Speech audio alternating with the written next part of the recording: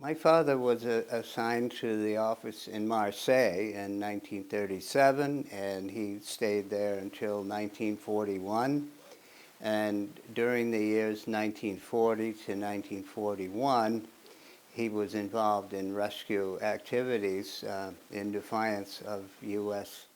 superiors, and he rose to the occasion, the dangerous occasion at that time of rescuing the refugees who were fleeing from Hitler.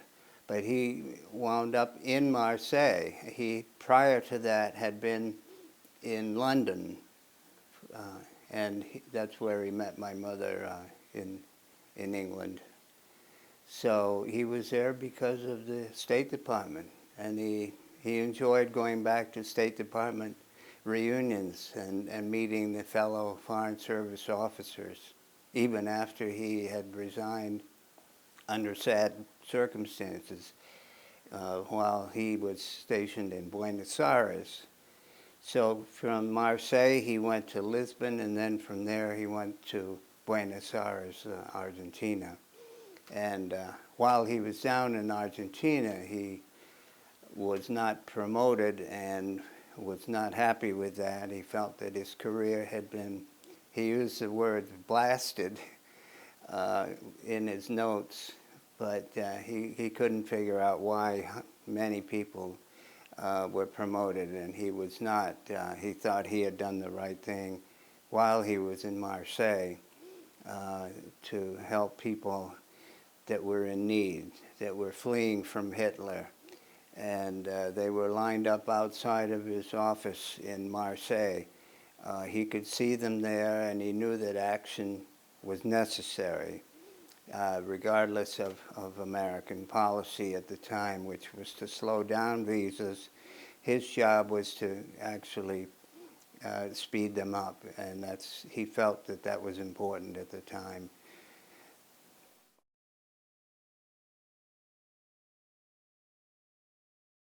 Right, he was stationed in Marseille in southern France, and this was right at the time that Hitler was marching across Europe and had taken over Europe. So he in Vichy, France, was in the U.S. consulate there as a Vice Consul, and he decided to help many people who were fleeing from Hitler, coming into southern France, and many refugees who had been refused visas in other consulates realized that they should come to see Harry Bingham in Marseille for one last chance to live. Well, apparently my father being there, it may have gotten around some that he was helping as many people as he could to escape from Hitler by issuing visas at the consulate. Now we're very pleased that the State Department finally made a 180-degree turnaround. At the time, they had written a telegram to Vichy, France, to the consulate, basically to slow down visa issuance and not carry on the activities that were going on. He and Varian Fry were working together and traveling around Europe to find intellectuals and artists who were on Hitler's most wanted list. Those activities were actually condemned by the telegram that was sent at the time. So my father, I'm sure, was one of those who was the target of that condemnation at the time. Well, I'm sure when he was in the inner recesses of his office and he looked out the window and saw all these desperate refugees seeking life-saving visas, I'm sure that he immediately thought he should exercise compassion and, regardless of policy, to issue visas to them. because he had actually been to other camps in southern France and seen conditions, terrible conditions there, and of people who were housed and then sent off to other extermination camps. And at that time, he felt that it was very necessary. So it must have happened early, set in 1940, June, even earlier than that, in March.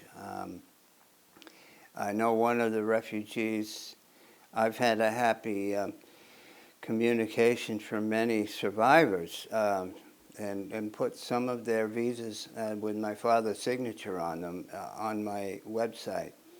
And this one gentleman he said that my father had helped his father, and his father was 17 years old, who had been in a concentration camp. And I'm going to read, at some point, I'd like to read to you what he wrote to me, the email that he sent, how my father reacted in the case of his own father's dire circumstances as a 17-year-old. He did help Marc Chagall. Marc Chagall's granddaughter came to the first day of issue celebration of the Harry Bingham stamp on Capitol Hill in Washington. He did, and she gave a very nice, warm speech of thanks for that. That was done for his grandfather, her grandfather. And Leon Feuchtwanger, an author, he had helped escape and hide him in his villa in France, in Marseille. He had him hide in his villa for about 6 weeks with his wife Martha, and he gave him a false name on the visa, the name Wet Cheek, and that was used by him for departure from Europe to freedom. And he, in fact, wrote to my father from on aboard his ship. I think it was called the Excalibur, if I'm not mistaken. And while he was en route to New York City, he wrote this note, and we found it in our farmhouse here in Salem. And it was signed by Wet Cheek. So he was happy for the help that he received from my father, and he decided to use the name Wet Cheek. He was a very humble religious man whom I loved, and so did all of his 11 children.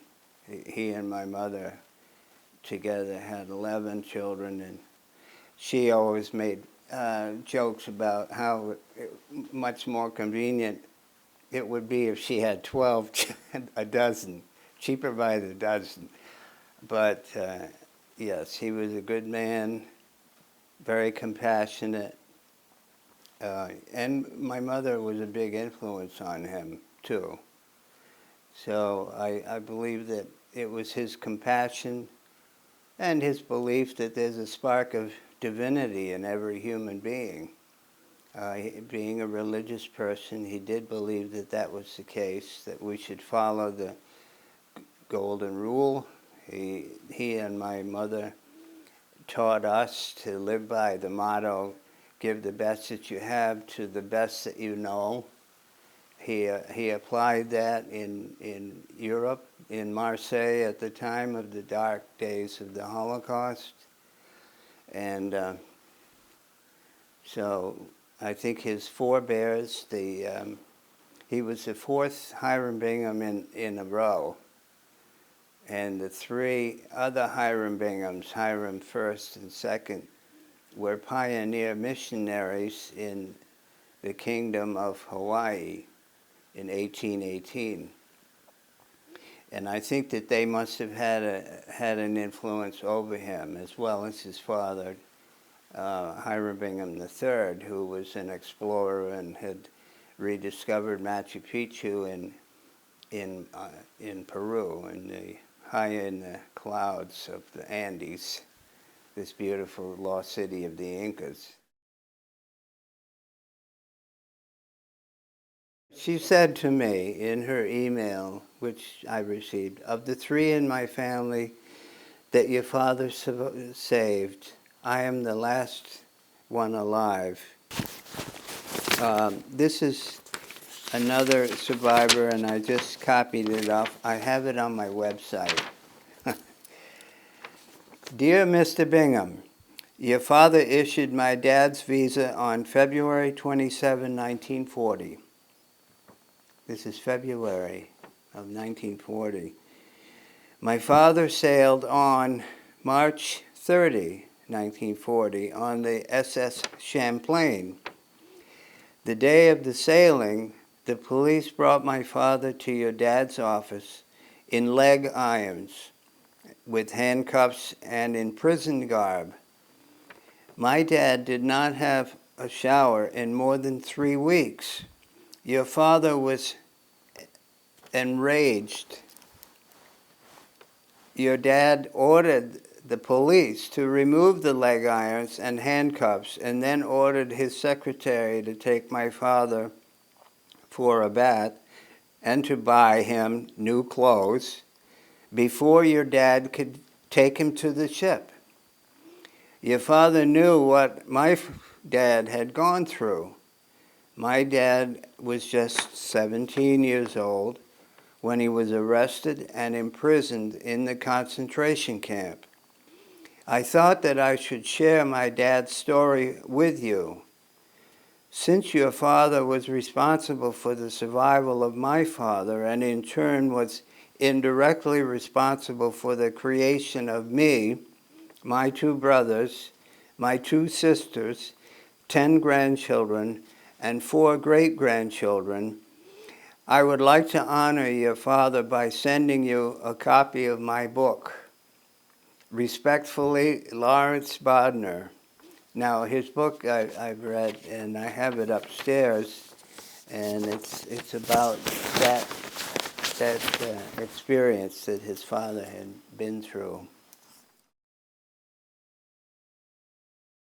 Yes, the Yad Vashem did acknowledge his good acts and good deeds, and he's not a righteous Gentile. That's a legal status. There has been an application for that status filed, but he's not there yet. And we had a wonderful time going to the Yad Vashem in 1998 on the 50th anniversary of Israel. And I went with 2 brothers, David and William, and we traveled to the Yad Vashem, and they issued a stamp for diplomats there, and that gave me an idea about campaigning in this country when we got back. So I started in 1998 campaigning to have my father put on a postage stamp for his humanitarian acts. And the U.S. Postal Service, 7 years later, were good enough to do so, and they had a ceremony in Washington. And other diplomats were included in the series. I can show you that lovely image of 6 American diplomats. They gave him the header of Distinguished American Diplomat, which is appropriate for what they did.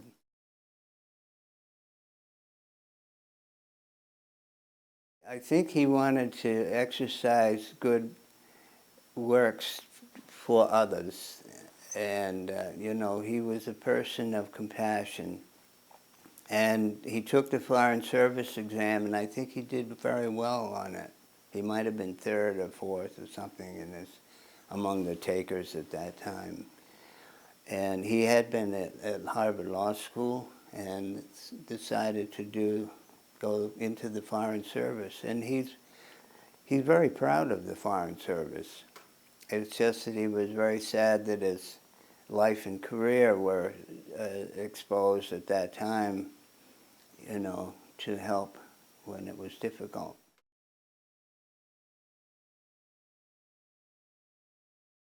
Well, we knew that he may have rescued some important folks because Varian Fry had a list of called the Emergency Committee list, and all of the intellectuals and people that were Eleanor Roosevelt felt might be saved were on the list that Varian Fry had taken to Marseille.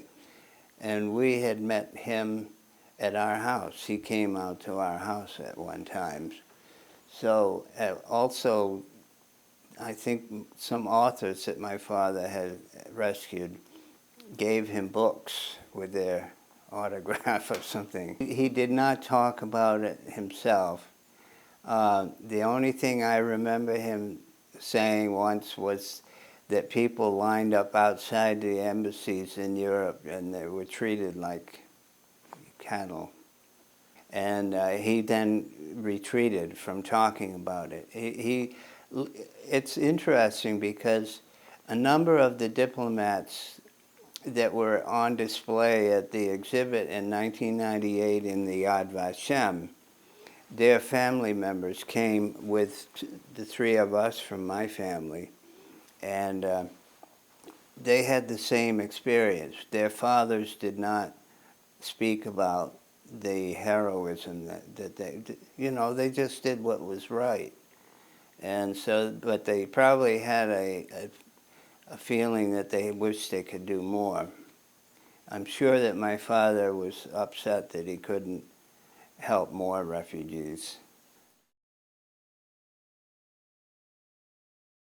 Well, he did go through an interview with my niece. She was 13 at the time, Tiffany Bingham, and she was doing a school project, and she wanted to interview him.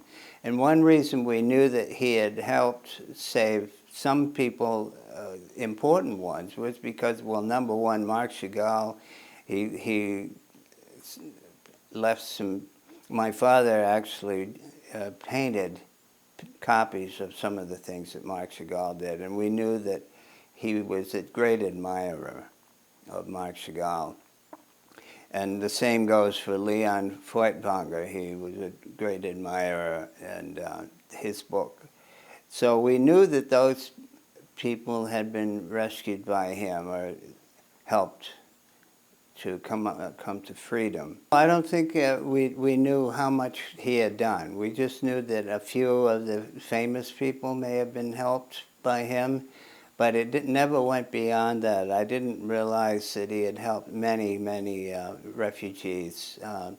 And I don't think the rest of the family knew it until basically, as I said, in 1993 there was a recognition by the U.S. Holocaust Museum. And then in 1996, there was a Varian Fry curators who spoke to Eric Saul, who was the director of this Visas for Life, and he brought it to our attention that our father was, a rescuer of many lives, and he helped put together the Yad Vashem exhibit where he invited the rest of us, invited three to go and see that exhibition. And we traveled around Israel, and many, many people came up to us with, they were so grateful for what the diplomatic fathers had done. My father was one of 11 diplomats being recognized, but he was the only American diplomat in that exhibit. So he was the finest face of America, in my judgment, and the State Department made the right choice to invite him to come in. It's just that period, that dark period, he may have been a person who was not following his superior's orders. In fact, one of the superiors said we shouldn't do anything to offend the Germans at that time because the country was neutral. Well, again, my mother and Thomas, my brother, found those documents in Salem, then sent them down to Washington. And then later on, throughout the years, even during the stamp campaign, when I was campaigning for the stamp, these other documents surfaced. Well, it was after, because of the U.S. Holocaust Museum had curators who in 1993 had told Eric Saul about the father's role, my father's role. And I would just say that it was thanks to the discovery of all the documents in the Salem town house here, as well as the documents that at the Yad Vashem and also in the American Holocaust Museum. All of those documents indicated his role, where he helped where he helped Perry and Fry a tremendous amount.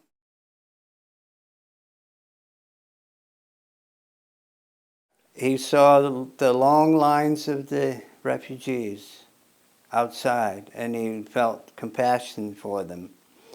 Definitely, he was a compassionate man. My mother and father both were very full of compassion and believed there was a spark of divinity in every human being. And I know that my father was very impressed by the ethics course that he had at Yale, and he remembered that one should do always what is right and give the best that he or she has to the best that he knows. And so he exercised that while his ancestors may have been helpful in giving people, saving their souls. He was saving lives.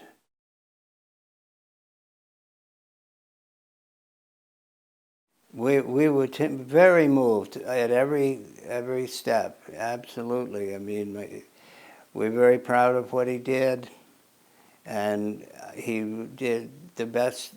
He represented the best of America in dire circumstances, and we've always been very proud of him.